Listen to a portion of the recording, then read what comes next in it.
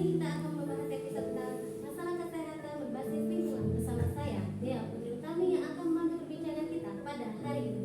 Samping kita ada narasumber kita yang ganteng, Bapak Muhammad Bobi AMDK. Selamat datang Bapak. Apa kabar Bapak hari ini? Alhamdulillah baik. Terima kasih Bapak sudah meluangkan waktunya untuk datang ke sini ya Bapak ya. Beliau merupakan ahli kesehatan lingkungan yang bertugas di Puskesmas Margo Mulyo, Kabupaten Banyuasin. Beliau juga merupakan alumni dari Politeknik Kesehatan Kementerian Kesehatan Palembang pada tahun 2018. Seperti episode yang kita akan bahas pada kali ini, yaitu tentang masalah berbasis kesehatan lingkungan. Seperti yang kita ketahui, musim hujan dan musim banjir dapat memicu berbagai macam penyakit. Di antaranya yaitu seperti diare, leptospirosis, dan penyakit bawaan kulit lainnya. Sobat setia bergesah, pada episode kali ini kita akan membahas tuntas bagaimana penyakit tersebut bisa timbul dan bagaimana cara mencegah dan mengendalikan kesehatan lingkungan tersebut. Bersama Bapak Bobi nanti kita akan mengupas tuntas masalah berbagai macam penyakit tersebut ya Bapak ya. Nah, Pak, seperti yang kita ketahui nih Pak ya, kesehatan lingkungan sangat berpengaruh nih Pak ya untuk masalah kesehatan lingkungan di musim hujan dan banjir tersebut ya Pak ya. Nah, bisa dijelaskan nggak Pak, bagaimana ya Pak masalah kesehatan tersebut bisa muncul akibat dari musim hujan dan banjir tersebut Pak? Baik, betul sekali. Kalau di cuaca ekstrim seperti ini, biasanya kita terjadi masalah-masalah kesehatan nyangkut dari kesehatan lingkungan. Kesehatan lingkungan itu bisa terjadi karena sanitasi yang buruk dan juga cakupan air bersih yang kurang, sehingga bisa menyebabkan munculnya bibit-bibit penyakit yang baru. Kayak gitu ya kan cukup menarik ya Pak ya. Dari kan dari tadi kan dibahas nih Pak, banyaknya penyakit yang timbul ya Pak ya. Nah tadi awalnya tuh penyakit diare nih Pak ya. Nah penyakit diare tersebut kenapa bisa muncul nih Pak kalau di saat musim hujan dan banjir kayak gini? Apa penyebabnya sih Pak? Kalau untuk penyakit diare itu biasanya muncul terkena dia ini karena genangan air yang meluap serta tidak terjaganya lingkungan. Setelah itu faktor lain bisa terjadi karena makanan yang tercemar yang kita konsumsi sehari-hari. Jadi itu sangat berpengaruh ya Pak ya, kalau makanan tercemar itu bisa menyebabkan diare salah satunya ya Pak ya. Ya. Nah terus tadi ada penyakit leptospirosis. Itu menurut saya sedikit lebih awam ya Pak ya penyakitnya. Ya. Itu penyakitnya jenis apa sih Pak? Jadi penyakit leptospirosis ini adalah penyakit yang disebabkan oleh vektor yang berupa tikus. Bakteri yang dari air kencing tikus ini menyebar melalui genangan air yang disebabkan oleh banjir, sehingga kita itu bisa tertular karena pas kita mandi ada luka yang terbuka atau selaput ban kita ada tertular dari situ masuknya. Jadi penyakit leptospirosis kayak gini sangat-sangat mengerikan ya Pak ya ternyata ya. Ya, betul Bisa sekali. berdampak lebih bahaya lagi ya Pak ya kalau misalnya kita ada luka kayak tadi ya. Nah, terus ada juga nih penyakit demam berdarah. Demam berdarah kan sering terjadi nih Pak ya kalau musim hujan, cuacanya lembab kayak gitu ya Pak ya. Apa sih yang menyebabkan terjadinya sering terjadi demam berdarah yang meningkat nih di saat musim hujan dan banjir?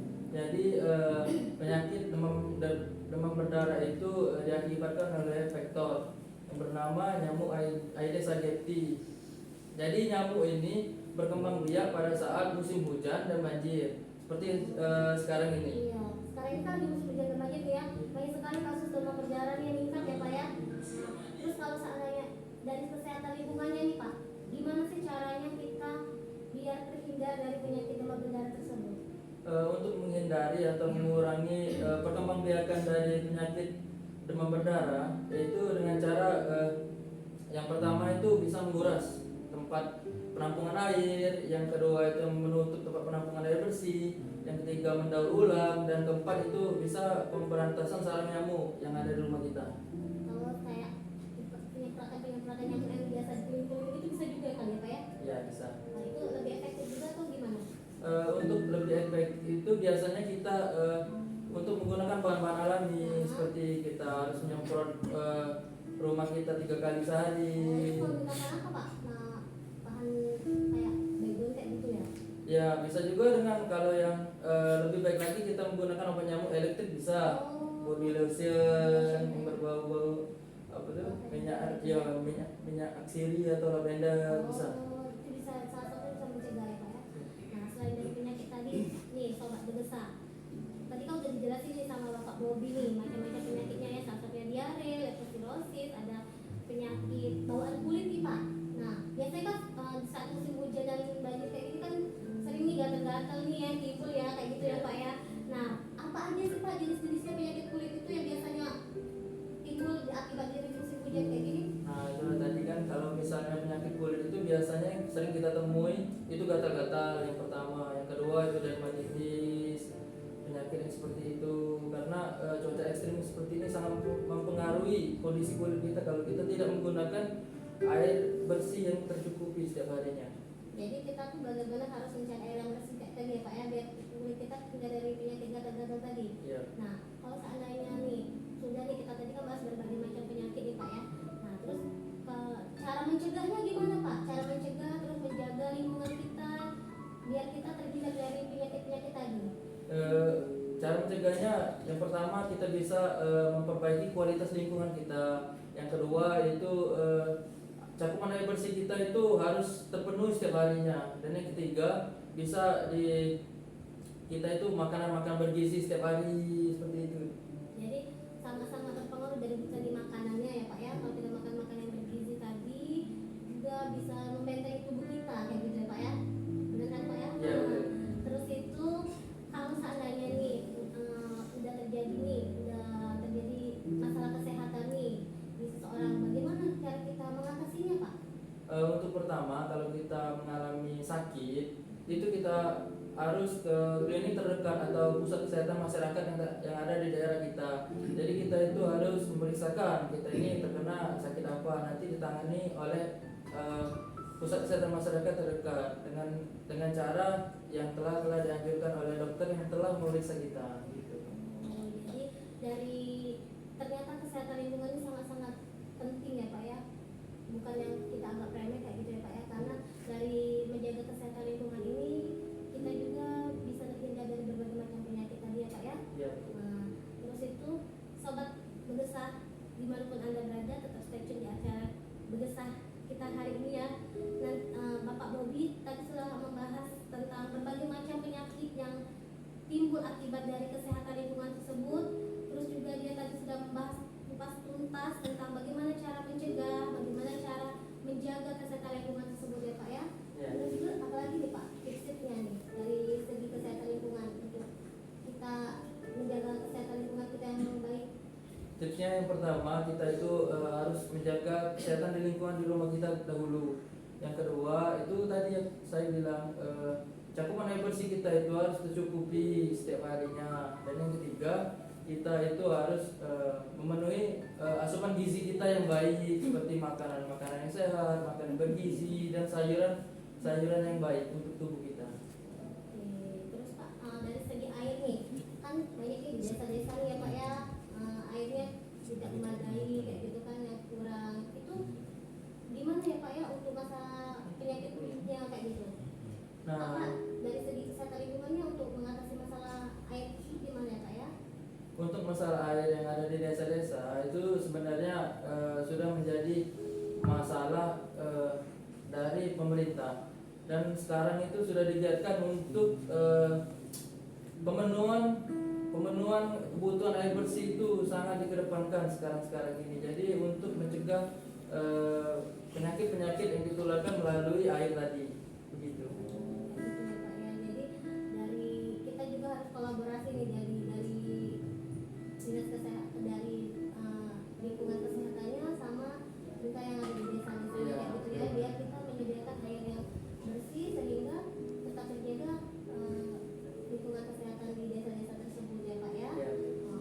Terus itu Pak gimana nih ya dengan DBD kan sekarang makin marak ini Pak ya, Ya. ke musim hujan sama banjir kayak gini ya.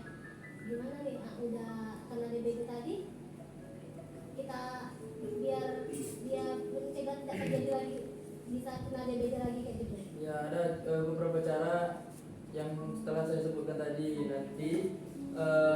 Yang pertama itu pemberantasan sarang nyamuk, yang kedua itu pakai obat-obatan repellents atau anti body lotion yang mengandung bahan-bahan alami gitu. Sobat Begesah, tadi telah kita berbincang dengan Bapak Muhammad Bobi Ayrites sekarang dimanapun sobat bangsa berada, jika ada pertanyaan silakan meninggalkan pertanyaan tersebut di kolom komentar melalui media sosial kita seperti di YouTube, Instagram, Facebook, dan juga TikTok. Oke, salam besar. Nah Pak, nanti kan nanti dari perbincangan kita hari ini sudah dibahas nih masalah kesehatan mulai dari penyakitnya, tadi ya Pak ya, dari kesehatan lingkungannya, bagaimana cara mencegahnya, nih Pak ya. Nah, terus nih tentang ada nih apa namanya penyakit leptosirosis lagi nih Pak. Penyakit leptosirosis ini sudah ada belum yang selama ini Bapak temui? Leptospirosis. Iya. Ya itu tadi penyakit leptospirosis itu bawaan dari air yang berasal dari kencing tikus. Ya, jadi kita itu misalnya pakai air bersih, air bersihnya itu tidak terjaga kualitasnya, jadi kita kan pakai itu, jadi ada luka yang terbuka, masuklah dari luka itu bakteri-bakterinya, itulah menyebabkan penyakit leptospirosis tadi. Terus cara kita mengobatinya gitu? Untuk mengobatinya kita langsung ke pusat kesehatan masyarakat, tapi kalau untuk mencegahnya kita Gimana ya Pak ya? dengan cara air bersih tadi, cakupan air bersih kita itu gunain air bersih, jangan sampai gunain air yang terkontaminasi seperti itu. Jadi memang penting sekali ya untuk kita cukup air bersih yang ada di sekitar lingkungan kita nih ya Pak ya. Kalau seandainya air itu yang nggak terlalu tidak memadai, berarti bisa berdampak juga ya untuk terkena penyakit itu ya Pak ya. Ya, Nah, sangat bisa. terus itu gimana sama diare? Diare tersebut apakah berpengaruh juga dari masalah air tadi? Kalau seandainya kalau sekarang banyak ini tren-trennya masak nggak terlalu air ada masaknya kita beli aja kemasan jadi sangat berpengaruh nggak dari timbulnya penyakit diare itu? Ya, sangat berpengaruh karena penyakit diare ini kan kebanyakan dari pembawaan penyakit dari air. Yang saya sebutkan tadi, penyakit bawaan dari air itu ya diare, bisa tipes, bisa leptospirosis. Nah, jadi pentingnya kita itu mengkonsumsi atau memakai air bersih itu setiap hari dengan kapasitas yang telah ditentukan. Oke ya Pak ya. Ini ada pertanyaan nih Pak. Ada pertanyaan nih Pak dari Margawati Saktiwi. Oke, berapa kali sebaiknya kita melakukan penyemprotan di rumah? Mungkin berapa kali kita sebaiknya melakukan penyemprotan nyamuk di rumah nih ya Pak ya? Ya. Mungkin ya dari Mbak Margawati Saktiwi. Terima kasih pertanyaannya Mbak Margawati Saktiwi. Oke, ini mau langsung dijawab atau gimana nih Pak? Langsung dijawab boleh? Langsung dijawab karena kalau untuk berapa kali sebaiknya kita melakukan penyemprotan di rumah itu tidak ada ketentuan pasti, tetapi kita ini kan melihat dalam 3 jangka waktu, yaitu bisa kita semprot ya pagi, sore, dan malam hari, karena melihat dari intensitas nyamuk tersebut beraktivitas mulai dari pagi hari, jadi kita bisa melakukannya 3 kali sehari di rumah. Penyemprotan itu yang langsung aja kita lakukan sendiri atau harus kerjasama nih sama misalnya sama pemerintah desanya melakukan penyemprotan massal atau memang di rumah dilakukan sendiri? Kalau untuk penyemprotan di rumah sendiri itu biasanya kita sendiri.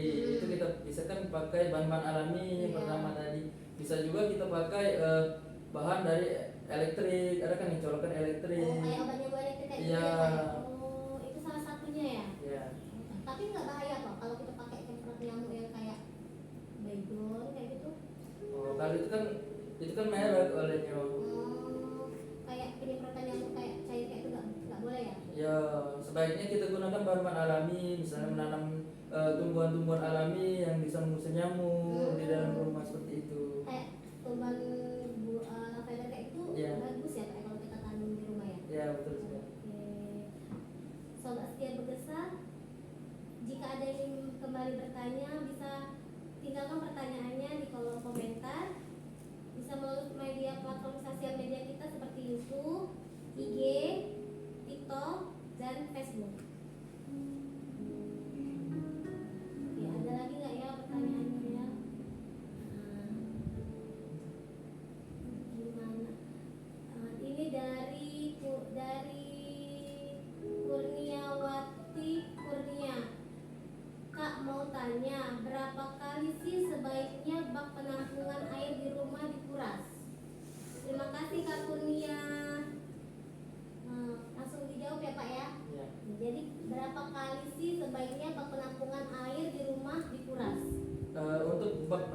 air dikuras biasanya itu 1 minggu sekali. Tetapi kalau untuk penampungan air yang tidak bisa dikuras itu sebaiknya ditutup, jangan sampai ada yang terbuka. Itu Begitu. dengan menggunakan apa? Penutupnya misalnya kan penampungan air itu kan biasanya ada penampungan air yang besar tuh kan susah untuk dikuras. Nah itu biasanya ditutup saja atasnya, jadi tidak maksudnya nyamuknya tidak datang ke situ betul-betul untuk membiak.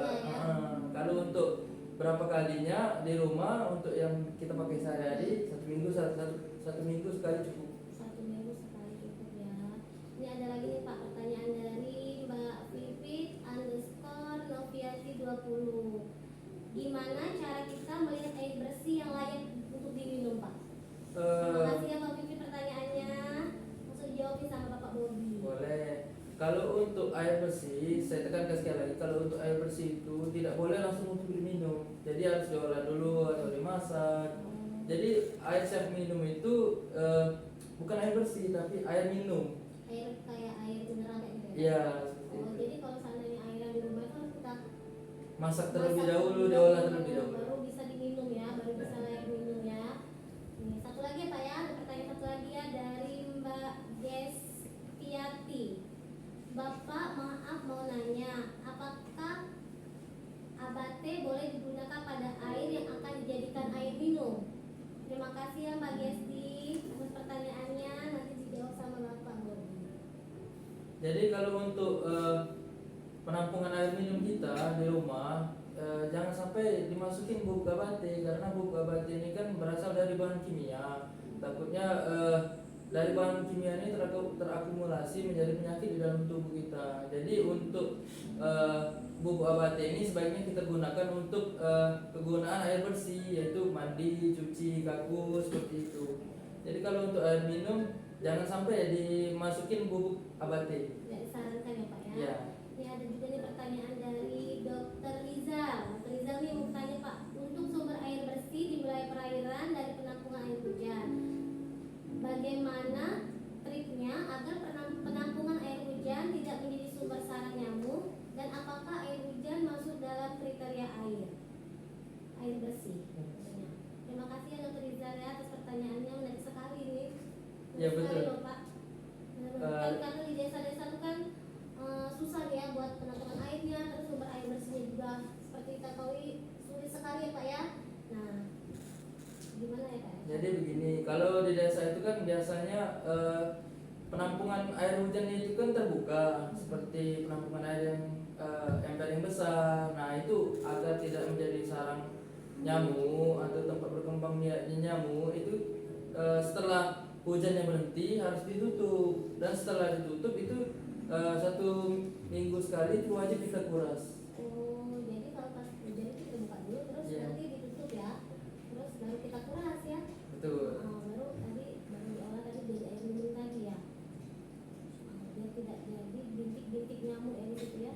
Ya, jentik-jentiknya. Jadi air hujan tersebut bisa termasuk dalam kategori air bersih ya, bisa untuk diminum ya Pak ya. Kalau untuk air minum tidak bisa untuk air hujan kalau belum diolah. Jadi tidak bisa ya, Dr. Rizal ini kan nanya apakah air hujan masuk dalam kriteria air bersih? Kalau kriteria air bersih itu masuk ya, sebab air bersih ini kan untuk MCK, mandi, cuci, kakus, jadi bisa digunakan. Jadi air hujan tadi bisa digunakan untuk MCK tadi, tapi kalau untuk air minum Belum bisa kalau belum diolah. disarankan ya kalau Ya. belum diolah ya Pak ya. Terus nih ada lagi nih pertanyaan dari Mbak Fitri _NS43. Apa saja masalah yang sering mempengaruhi lingkungan hidup ya Pak? Lingkungan hidup. Nah, Ya.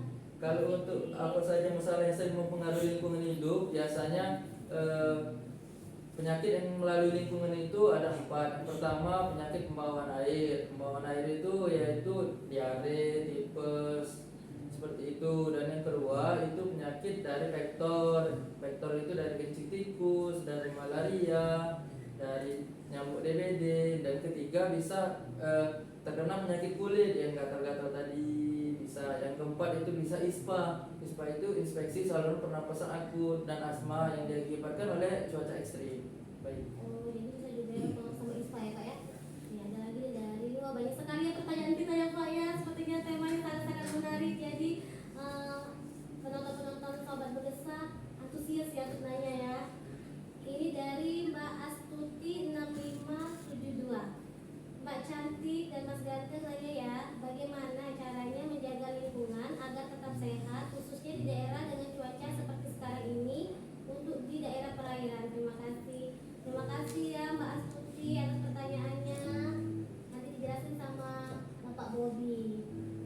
yang pertama tipsnya untuk menjaga lingkungan itu kita bisa melihat lingkungan kita ini baik atau belum. Contohnya misalnya ada sampah yang menumpuk, kita bersihkan dan lalu kita buang.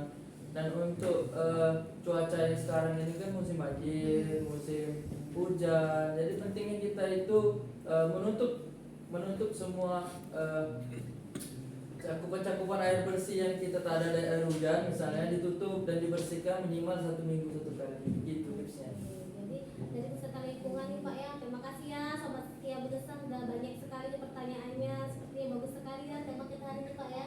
Nah dari bahasan kita tadi nih, dari segi airnya, jadi kita baiknya konsumsi air minum itu yang gimana sih Pak, yang kan tadi kan air hujan nggak boleh nih, terus nih air gimana sih, yang air yang kemudian tadi dimasak atau air yang kita beli dari kemasan? Kalau khususnya untuk di daerah perairan sebaiknya digunakan air yang ada dalam kemasan karena sudah teruji dan sudah diperiksa oleh BPOM. Kayak gitu ya Pak ya.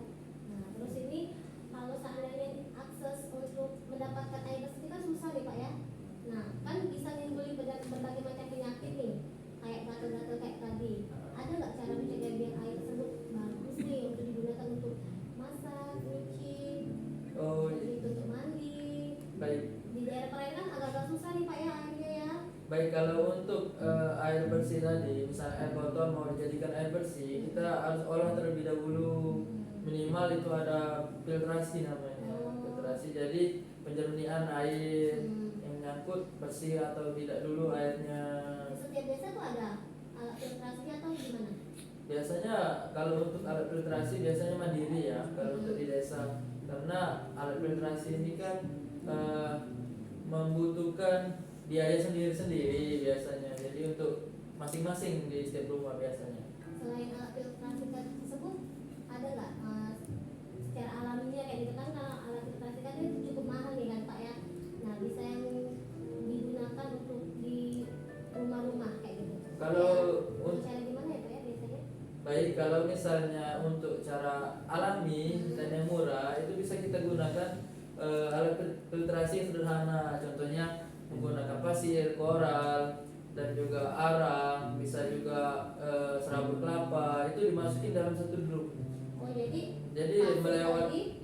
melewati air yang kotor tadi, melewati dulu filtrasi tersebut, baru nanti tersaring airnya menjadi lebih bersih daripada sebelumnya, barulah kita gunakan sebagai air bersih. Oh jadi itu kalau di rumah kayak gitu ya, kita siasatinya dengan cara kayak gitu. Kalau filter ini kan mahal ya Pak ya, dan nggak semua rumah tangga itu ada kan alat itu. Jadi kita pakai yang bahan-bahan alami tadi ya, kayak koral, pasir kayak gitu ya. Terus itu langsung bisa digunain ya kalau sudah kita pakai metode kayak gitu Pak ya. Ya bisa. Kayak gitu ya, ternyata dari perbincangan kita hari ini banyak sekali ya pengetahuan yang belum saya ketahui ya kayak gitu ya Pak ya. Oke ya. Jadi kita ada pengumuman kuis nih ya, pengumuman kuis si Gimbang. Nanti kita ada pengumuman kuis si Gimbang nih Pak. Kemarin ada pertanyaan ya, nah pengumuman kuis si Gimbang ya. Ada dua pemenang. Nanti kita kasih pertanyaan, terus itu baru kita umumin siapa ya pertanyaannya. Ada pertanyaan nih. Pertanyaan ini Pak ya, saya bacain ya. Vitamin dan mineral itu kan penting, meski dibutuhkan dalam jumlah sedikit, berperan untuk tubuh. Contohnya buah dan sayur mayur. Nah, pertanyaannya, siapakah tokoh si Gimbang yang memakan buah pisang? Sobat si Gimbang bisa langsung ya menjawab pertanyaan ini ya. Nanti kita umumin ya pengumumannya ya. Oke. Mau ngumumin pengumuman ini sudah ada nih Pak ya pengumumannya. Saya atau Bapak yang mengumumin. Ada dua pemenang. Nah, saya satu, Bapak satu ya. Boleh ya. Ada dua pemenang nih ya ternyata. Ada dua pemenang. Jawabannya itu benar sekali nih jawabannya. Jadi siapakah tokoh si Gimbang yang memakan buah pisang? Jawabannya gigi. Ada dua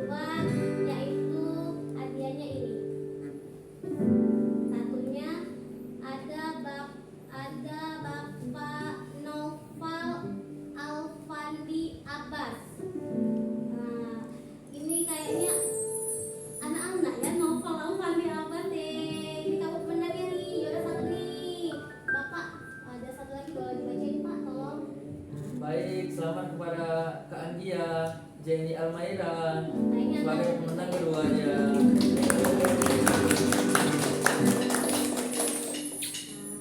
Solastia Begesa, Bella, kita akan mendengarkan band dari Begesa.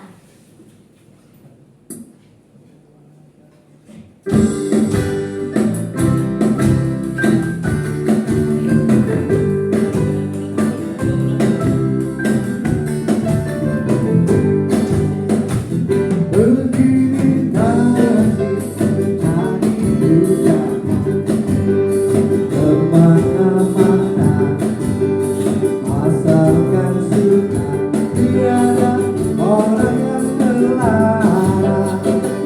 Hati senang walaupun tak punya uang. Oh, hati senang walaupun tak punya uang.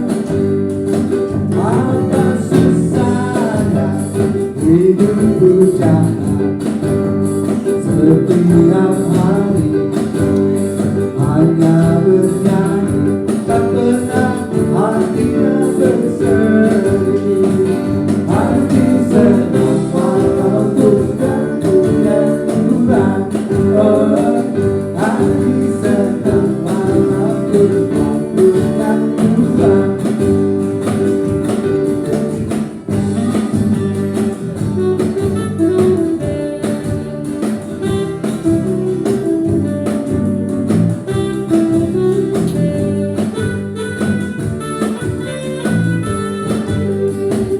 Hati senang walaupun tak punya uang. Oh, hati senang walaupun tak punya uang.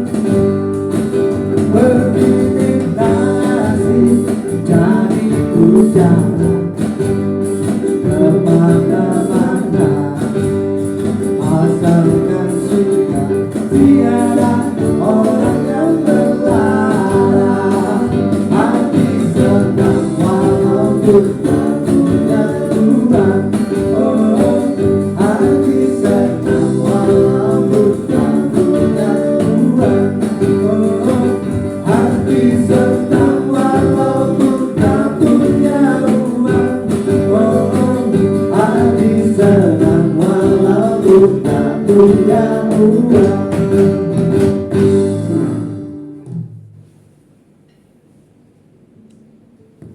Solastia Begesa, kembali lagi bersama kami dengan Bapak narasumber kita Bapak Bobi ya. Tadi sudah kita bahas nih berbagai macam tentang masalah kesehatan dan lingkungan. Nah, sekarang kita kalau ada sobat Begesa yang mau bertanya lagi, boleh mengajukan pertanyaannya di platform media sosial kita di IG, di YouTube, di TikTok, dan di Facebook. Sepertinya ada yang bertanya lagi nih Pak dari Mbak Ita Hartati. Mbak mau nanya, air galon itu aman nggak untuk langsung diminum? Nah, menarik sekali nih Pak pertanyaannya, karena kan kita sehari-hari ini banyak dikonsumsi air galon nih ya Pak ya. Nah, terima kasih ya Mbak Ita. Langsung saja Pak dijawab. Oke, kalau misalnya air galon itu aman nggak untuk langsung minum? Sebenarnya aman, tetapi kita lihat dulu penyedia atau penjual air galon ini apakah sudah tersertifikasi air tersebut bisa dipertanggungjawabkan untuk langsung diminum, seperti itu. Biasanya kan air galon ini kan setiap 6 bulan sekali itu diperiksa, terus diperiksa dan ada namanya sertifikat. Sertifikat itu diterbitkan oleh PTSP kan, diajukan dulu, diperiksa airnya. Setelah airnya itu dirasa cukup baik, mendapatkan hasil pemeriksaan yang baik untuk diminum, maka air galon itu baik untuk diminum, seperti itu. Air galon yang gimana nih Pak? Kan ada air galon yang kemasan bisa diisi ulang nih. Ada yang kita tuker galonnya kayak gitu ya. Kalau yang diisi ulang sama yang langsung dari misalnya dari kita tukar galonnya langsung, yang mana yang bagus ya Pak? Kalau menurut saya nih, kalau misalnya air galon tadi yang kalau isi ulang itu kita lihat dulu ada nggak sertifikatnya di tempat dia penjual. Nah kalau ada berarti layak untuk minum.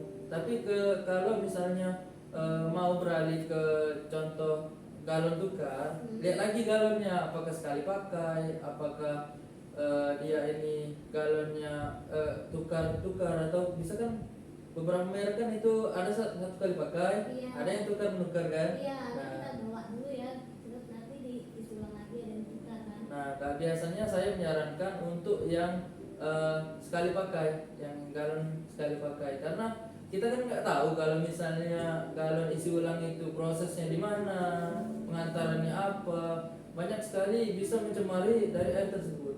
Begitu. Terus ada lagi nih pertanyaan nih Pak dari Mbak Titin Sumarni 828. ABATE sebaiknya diberikan pada saat apa saja Pak? Terima kasih Mbak Titin.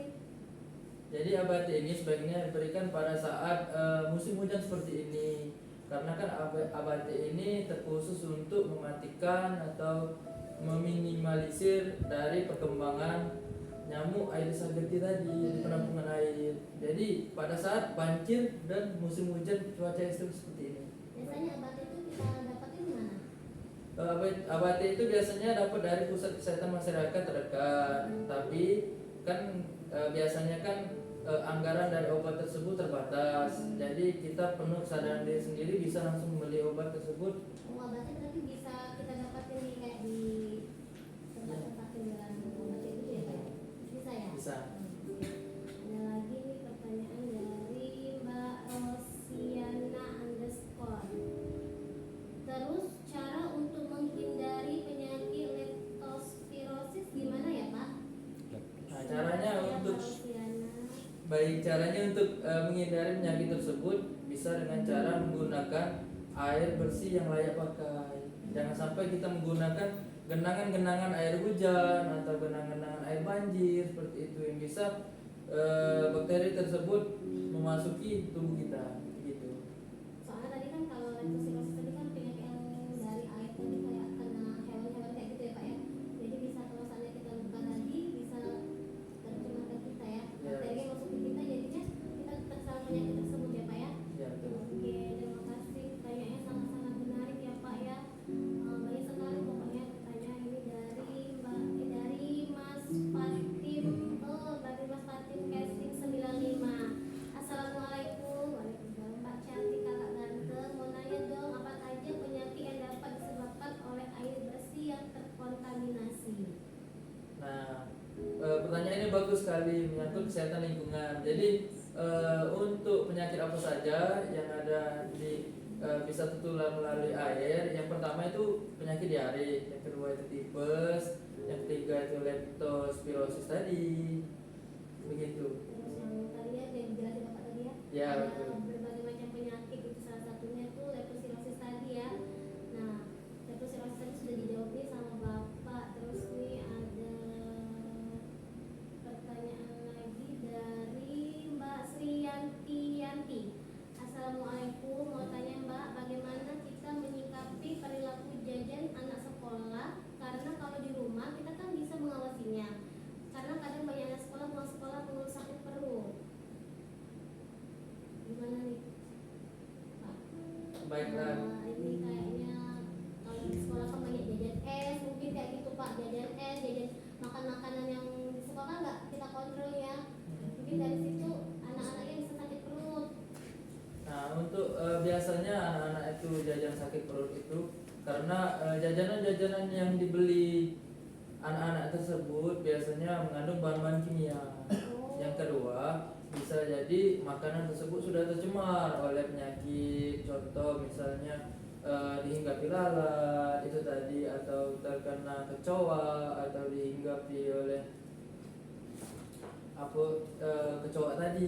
Jadi makanan-makanan tersebut sudah tercemar, jadi begitu dikonsumsi menjadi bibit penyakit untuk kita. Es kayak gitu juga ya Pak ya? Ya, jadi sebaiknya kalau kita mempunyai anak, sedikit tips dari saya, kalau anak sekolah itu sebaiknya kita sediakan bekal yang kita masak sendiri. Jadi kita sudah mengontrol konsumsi dia selama di sekolah tersebut. Kalau di rumah kan bisa kita kontrol sendiri, seperti itu sebaiknya.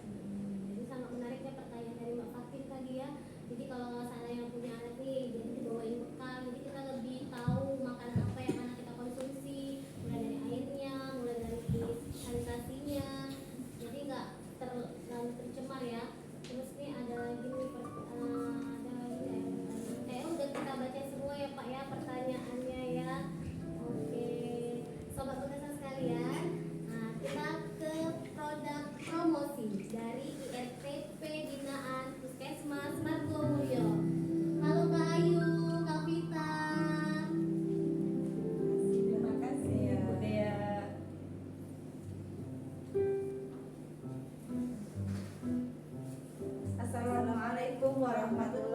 wabarakatuh. Selamat pagi sahabat pedesa dimanapun Anda berada. Bagaimana kabarnya pagi ini? Semoga kita diberi kesehatan dimanapun kita berada. Di sini perkenalkan, nama saya Bidan Ayu. Nama saya Bidan Vita.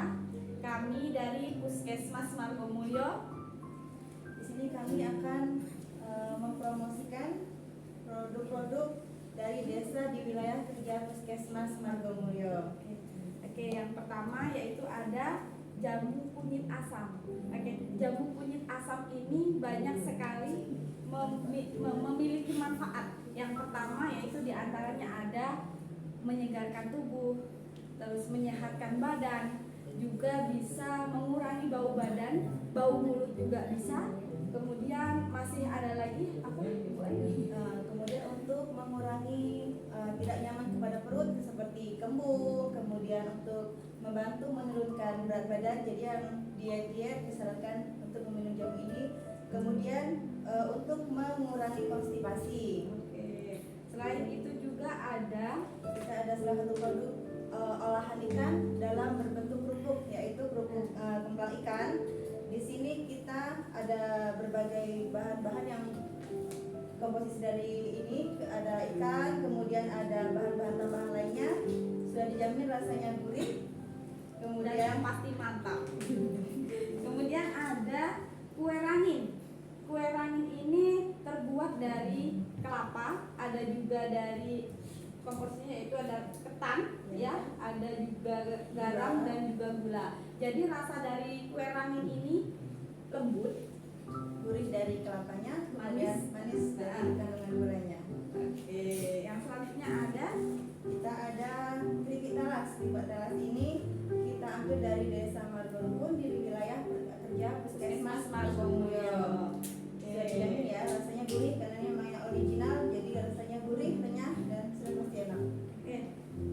Kemudian ada olahan dari ubi ungu. Ini keripik ubi ungu. Rasanya ada rasa pedas manis, ada yang original, ada juga yang pedas, yang pedas. Komposisi dari keripik ini ada ubi ungu, yang pasti karena ada rasa pedasnya yaitu kasih cabai, pedas manis, ada gulanya. Oke.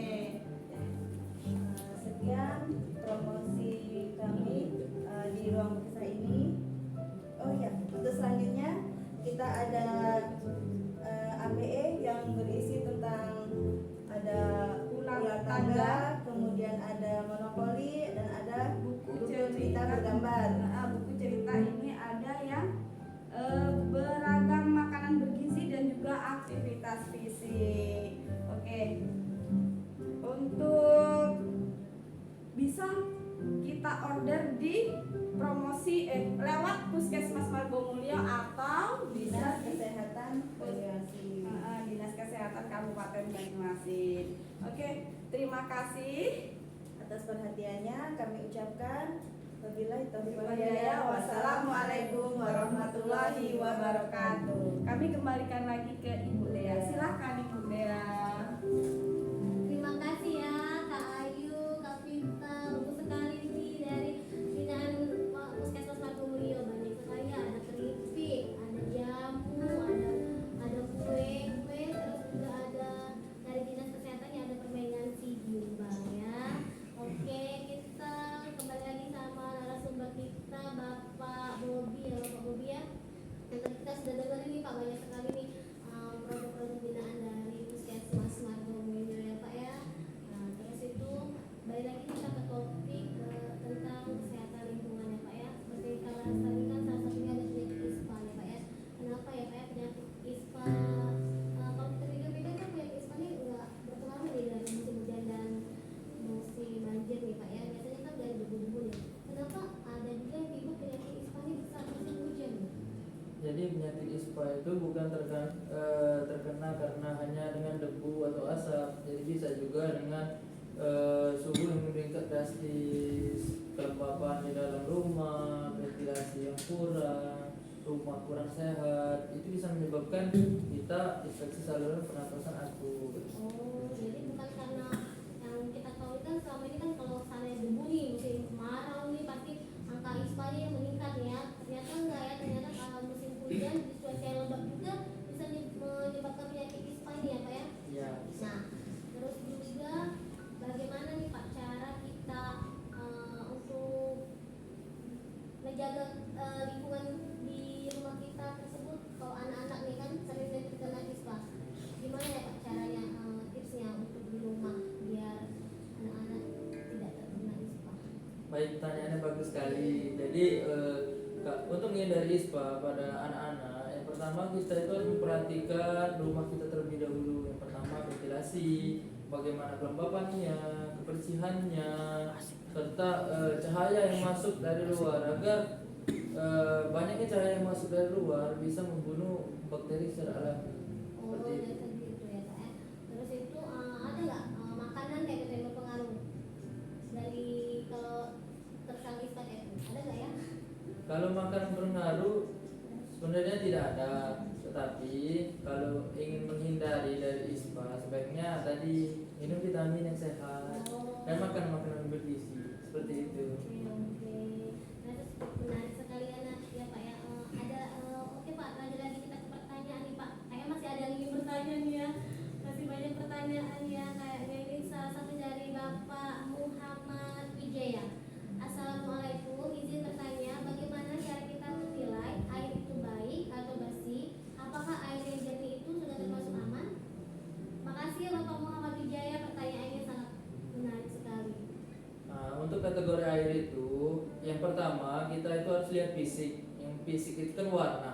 Warna itu kan bisa jernih atau tidak. Jadi air yang jernih itu belum tentu bisa dikonsumsi. Karena air itu kan bisa mengandung bahan kimia yang belum yang tidak bisa kita lihat oleh mata dan harus diukur pakai alat. Dan yang ketiga itu namanya adanya bakteri. Jadi air jernih itu belum tentu bisa diminum karena air yang jernih itu baru memenuhi karakter fisik, belum memenuhi karakter kimia dan bakteriologisnya tersebut. Tetapi air jernih itu bisa kita gunakan untuk air bersih itu sebagai mandi, cuci kakus tadi seperti Oh, itu. jadi kalau untuk mandi itu bisa digunain Pak ya, tapi kalau untuk air konsumsi untuk minum itu kita harus ada lagi kriteria-kriterianya ya Pak ya. Iya. Terus ada lagi ini pertanyaan dari Mbak Devayu .i. Jenis obat nyamuk apa yang paling aman digunakan? Terima kasih ya Mbak Deva pertanyaannya. Baik, kalau untuk obat nyamuk jenis apa yang digunakan, yang pertama saya menyarankan yang mengandung bahan-bahan alami. Yang kedua bisa menggunakan obat nyamuk elektrik. Nah, yang penting terdiri dari bahan alami karena bahan alami kan tidak mengandung bahan-bahan kimia yang berisiko menyebabkan penyakit-penyakit yang lain. Terima kasih. Oh, jadi lebih disaranin untuk pakai obat nyamuk yang kayak tadi nanam-nanam apa tuh pohon lavender kayak gitu ya Pak ya. Terus yang elektrik tadi. Terus ini masih nyangkut nih tentang obat nyamuk. Ini ada pertanyaan lagi dari Mbak Lilis WA. Pak Bobi, berbahaya tidak obat nyamuk semprot itu? Nah, kalau di sini kalau obat nyamuk semprot itu berbahaya atau tidak tergantung dari komposisi pemakaian bahan kimia yang ada di obat tersebut. Jadi sebaiknya sebelum membeli produk tersebut, mari kita sama-sama kita lihat dulu komposisi bahan kimianya berapa persen, apakah dia terbuat dari bahan alami atau kebanyakan bahan kimia. Yang bagus itu kita menggunakan dari bahan alami karena bahan kimia pasti akan terus-menerus membuat risiko terjadinya penyakit. Seperti Tadi itu. kayak yang tanam-tanam lavender tadi kayak gitu ya Ya. Pak ya. Oh, jadi nggak disaranin ini untuk obat nyamuk yang semprot maupun yang bakar-bakaran kayak itu nggak terlalu disarani ya Pak ya. Ya, betul. Lebih disarani kayak yang obat nyamuknya yang elektrik, terus itu yang kita tanamkan pohon lavender sendiri di rumah ya. Wah, sangat-sangat menarik, banyak sekali tadi pertanyaan untuk Pak Bobi ya. Sepertinya perbincangan kita hari ini baik ya responnya dari Sobat Bedesa ya. Terima kasih untuk yang sudah bertanya tadi dari Sobat Bedesa. Nah, dari banyaknya pertanyaan tadi kita pilih dua pertanyaan yang sangat menarik dan dari berbagai pertanyaan tadi akan mendapatkan giveaway. Ada dua orang yang akan berusaha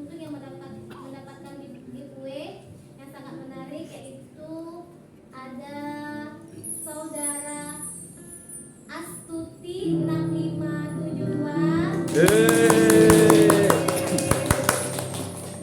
lagi ada Mbak Fatin Kathleen 95. Terima kasih ya atas pertanyaannya tadi.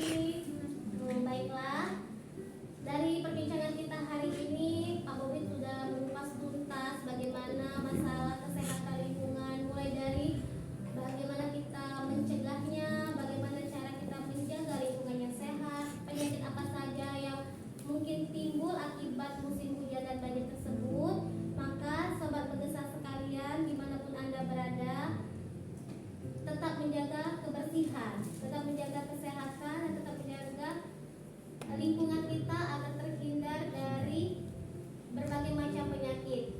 Sampai jumpa dan sampai bertemu di ruang Begesa dengan episode-episode yang menarik lainnya. Saya Dea Putri Utami dan narasumber kita Bapak Muhammad Bobi AMD pamit undur diri. Assalamualaikum warahmatullahi wabarakatuh. Kita lanjutkan, kita saksikan band Begesa.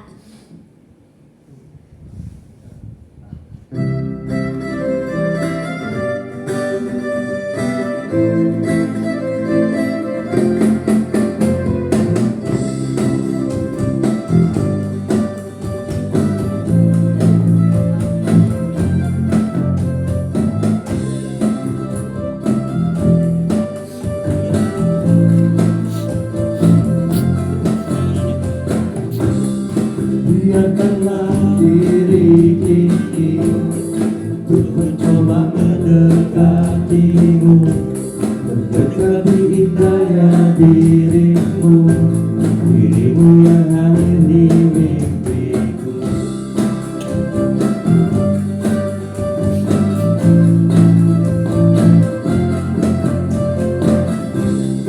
Biarkanlah aku waktu terarah yang engkau mampu, kau kata yang ku mau untuk nyatakan cinta padamu. Tapi ini tak bisa lebih lama sudah mendam rasa. Betapa kau bicara padamu,